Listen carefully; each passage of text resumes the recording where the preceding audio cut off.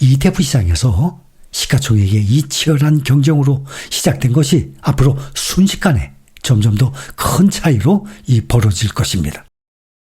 지금 SPY를 제치고 VOO가 세계 최대 규모의 ETF가 됐습니다. 현재 VOO는 6,502억 달러. 2월에 처음으로 왕자를 1등을 잃은 S&P보다 456억 달러 우위를 점하고 있습니다. 그런데 이 차이는 앞으로 점점 더 벌어질 것으로 예상이 됩니다.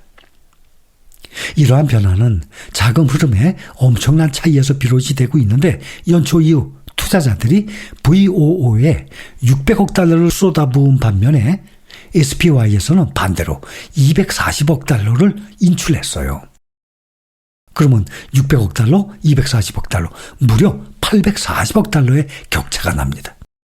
이러한 움직임의 원동력, 바로 최저 비용 수수료, VOO 0.03%죠.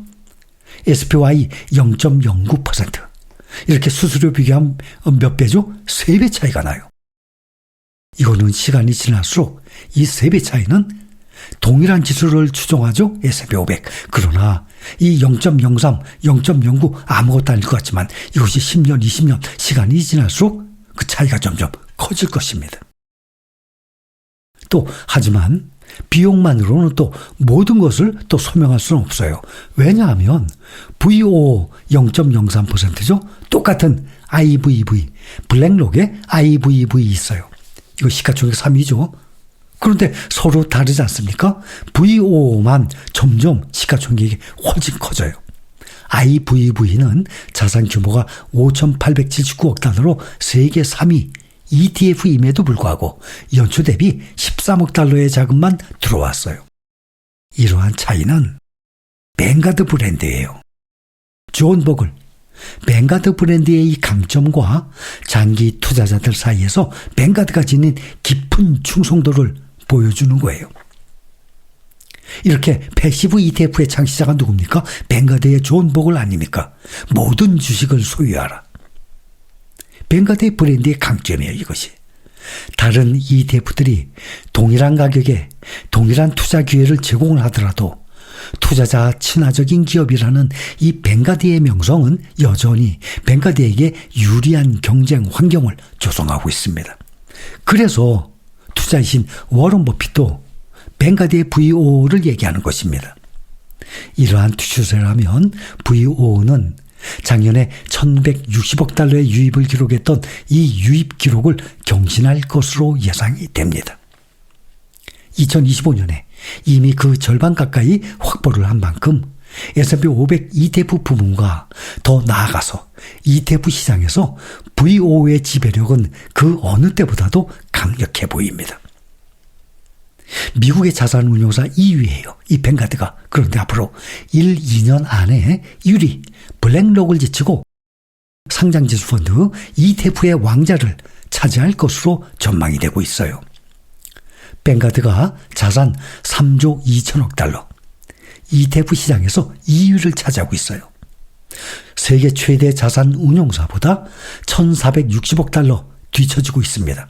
그런데 이 기세로 조금만 시간이 지나면 1, 2위가 얼마든지 바뀔 수가 있습니다.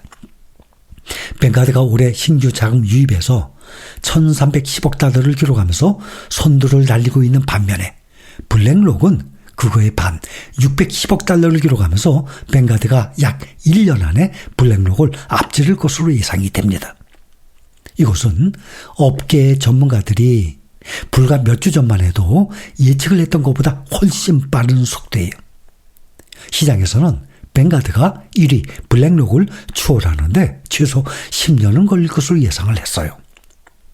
뱅가드가 거의 모든 펀드 부문에서 선두를 달리고 있고 ETF 부문에서는 블랙록과의 격차를 줄이는 데 성공했지만 액티브 펀드, 이 부분에서는 아직 갈 길이 멀어요. 뱅가드는 액티브보다는 패시브 ETF의 강한 운용사입니다. 그렇다면 이번에는 우리나라를 한번 보면 우리나라 운용사들의 시가총액 1위 코덱스죠. 삼성자산운용. 2위 타이거의 미래자산운용입니다. 우리나라 ETF 시장도 200조를 눈앞에 두고 있어요.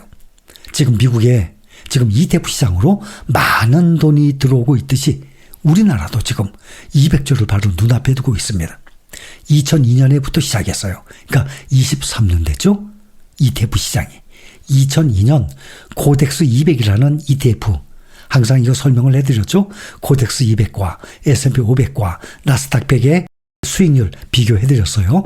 코덱스 200이라는 ETF가 2002년에 처음에 새로 상장했어요. 그 출시 후 23년 만에 지금 200조 원 시대를 눈앞에 두고 있습니다. 특히 해외 투자 붐에 힘입어서 국민 재테크 수단으로 자리 잡았다는 평가가 나오고 있습니다. 지금 현재 16일 기준으로 국내에 상장된 이 ETF가 983개, 곧 1000개가 넘어갑니다. 매달 새로운 ETF 계속 나오죠? 당연히 1000개 넘어갑니다. 지금 순자산 합계가 198조 3202억. 그러니 거의 만 2조도 안 남았죠? 금방 200조 넘어갈 것입니다. 이렇게 ETF의 순자산 총액이 2월에 처음으로 190조 원을 넘었어요. 그 이후에 지금 꾸준한 상승세를 보이고 있습니다.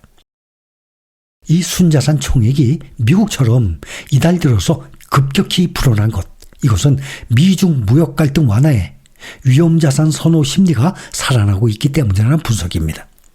특히 시중에 미국 주식 ETF가 많은 만큼 미국발 호재의 영향도 크게 받습니다. 퇴직연금 시장이 급성장하면서 내년 상반기 300조 원을 넘어설 것이라는 전망이 제기되고 있습니다. 지난 5년간 연평균 성장률이 45%에 달하는 데다가 최근 들어서 순자산 증가세의 속도가 붙고 있습니다.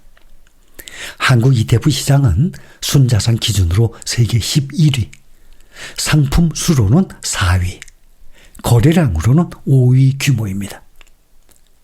ETF 인기의 이 배경은 거래 편리성이죠. 또 수수료, 경쟁력으로 요약이 됩니다.